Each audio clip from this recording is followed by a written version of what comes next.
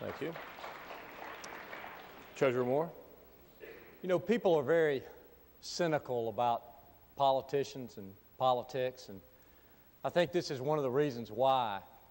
We talk about having health care and talk about having new programs, but when you actually peel it right down, what are we doing? We've got 180,000 children in North Carolina today who are already eligible for programs that exist on the books, but they're not in it.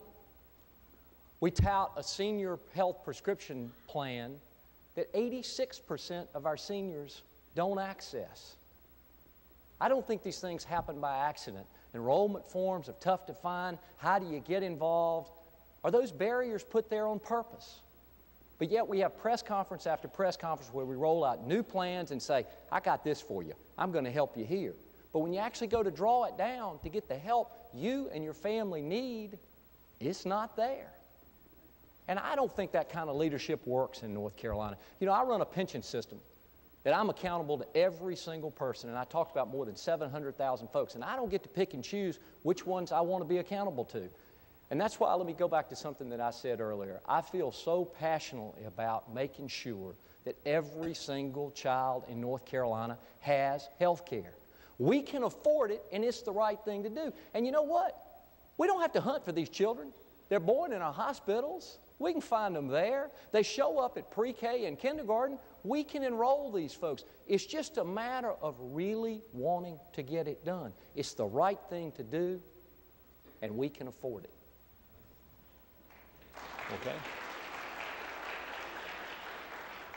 That concludes our question and answer period for today. I think we all benefited from the ideas shared today and how you as governor will help make North Carolina a better place to live for all of us. At this time, I'd like to ask the candidates to begin their closing remarks. This will be kept to 1 minute apiece. Please be mindful of the time. We'll begin with Colonel Nielsen. Thank you. Too much talk of the past. My record, I did this. My record, I did that.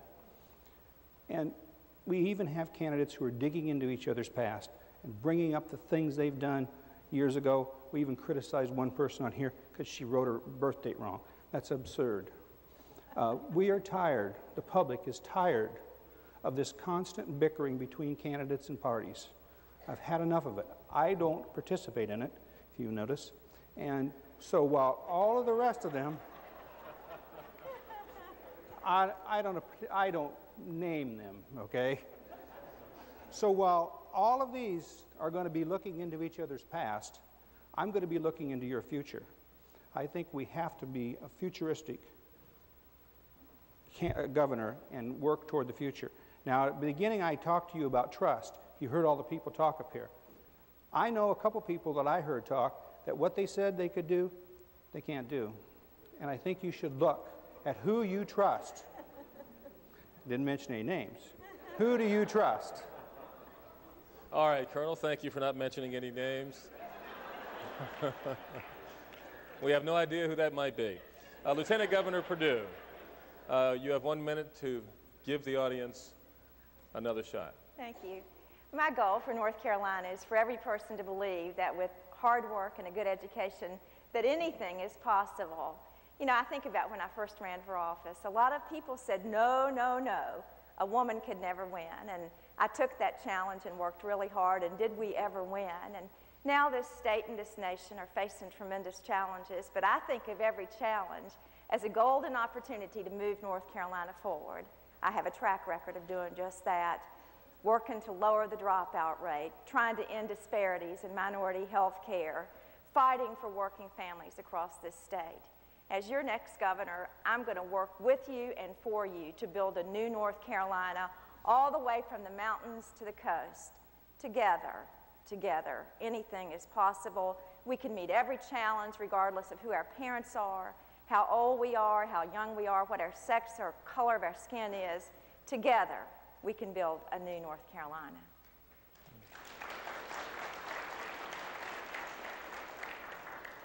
Justice Orr. Thank you.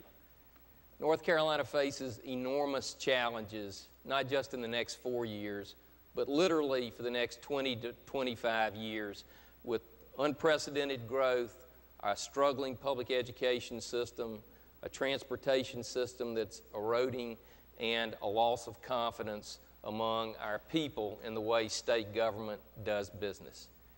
This is about trust, and this is about finding a candidate for governor who you believe has the public's best interest at heart and not the special interest or the political interest at heart. I've built a career trying to do the right thing, trying to make tough decisions, having to make tough decisions on our state's highest court. I can promise you that if elected governor, I will do everything every day to make sure that the public's interest is served as opposed to the small concentration of power that has controlled this state for so many years.